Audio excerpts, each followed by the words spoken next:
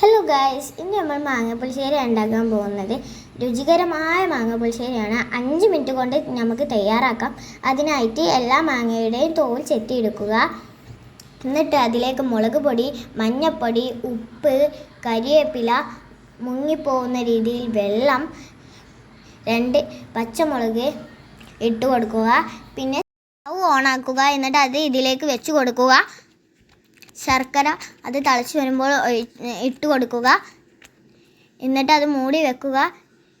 എന്നിട്ട് തേങ്ങ, ചെറിയ ഉള്ളി, ജീരകം എന്നിവ ഇട്ട് അടിച്ചെടുത്ത് ഇതിലേക്ക് ഒഴിക്കുക. തൈര് ചെറുതായിട്ട് അടിച്ചെടുത്ത് ഇതിലേക്ക് ഒഴിക്കുക. കുരുമുളക് പൊടി ഇടുക. എന്നിട്ട് വെളിച്ചെണ്ണ, കടുക്,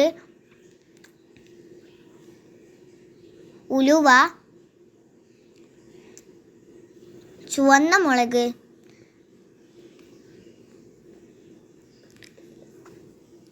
കരിവേപ്പില എന്നിവ ഇതിലേക്ക് ഇട്ട് കൊടുക്കുക. എന്നിട്ട് അത് ഇതിലേക്ക് ഇട്ട് കൊടുക്കുക. അപ്പോൾ നമ്മൾ സാധനം ഇവിടെ റെഡി ആയിട്ടുണ്ട് മക്കളെ. എല്ലാവരും ഒന്ന് ട്രൈ ചെയ്ത് നോക്കുക ഗൈസ്. അപ്പോൾ ബൈ ബൈ.